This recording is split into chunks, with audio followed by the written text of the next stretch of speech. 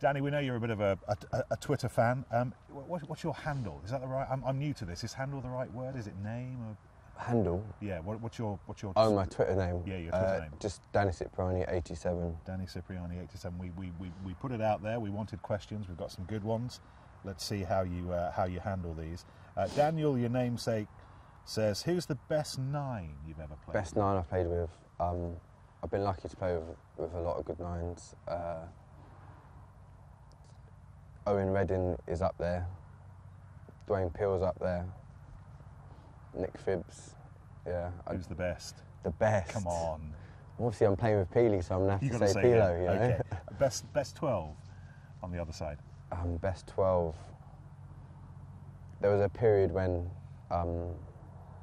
Ricky was at 12 and Dom was at 13. Dom Waldock was at 13, and it seemed to work really well and go really smooth then. And also when Dom was at 12 and Fraser was at 13, so it was between Dom and Ricky. Ricky Fleecy. Good Waldock combinations, yeah. Greg, it's an interesting one. This thinks brilliant 10s used to be individuals. Think of Phil Bennett from the old days, Barry John. We've all got our favourites. Now it seems they've got to conform a little bit more. I wonder if you agree with that. I just think in the modern day rugby, 10 is such a general in terms of the way the team play that there is obviously the space for you to have your individuality in it, but you have to obviously comply with the team to make sure that you're moving forward. Buzz wants to know where you get your hair cut. A guy called Larry in Conduit Street. He's good if you've got curly hair. That sounds expensive though. No, it's not expensive. He does me a little deal, but it's hard to cut the curls. So if we're going to mention your name, will Larry do us a little deal, do you think? No, is the answer. Maybe. Yeah. Katie, is Sale a long-term thing? Yeah, I'm here for next season, and it's wherever I am is somewhere trying to build a future. And definitely Sale have the plans to make sure that they're moving up and want to be competing top 4, and that's where ultimately any player wants to be. So. Cool. Yvonne and Ian, what advice do you give young players who come to talk to you? Young players that come and talk to me is make sure you enjoy it.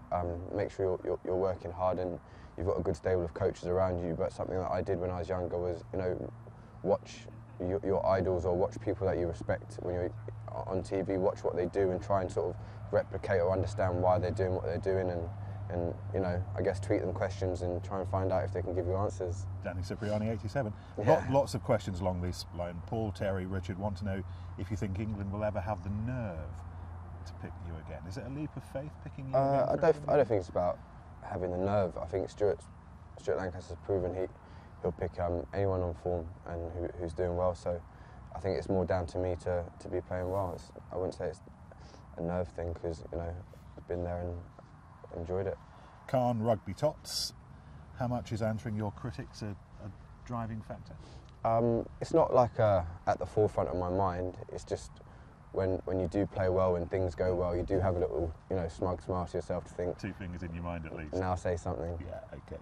Ben, regrets, big question, but any one specific thing that... I don't have like regrets, but in terms of would I have stayed at Wasps? Possibly, that is an option. But having said that, I've gone to Australia and I've met friends I'm going to have for life, and it is, in that way, it was a massive life experience and a learning curve for me. If that was the closest thing to regret, possibly. Michael, what hurts more, the bus or Dan Braid? Dan Braid's soft, I'd say the bus.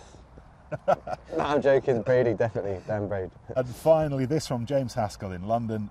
He didn't ask a direct question, but he has this week described himself as the Archbishop of Banterbury.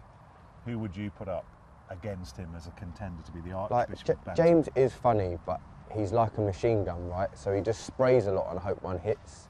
He's not very accurate. He used to steal a lot of Delalio's banter. He used to we always used to call James, the thief, because he used to always...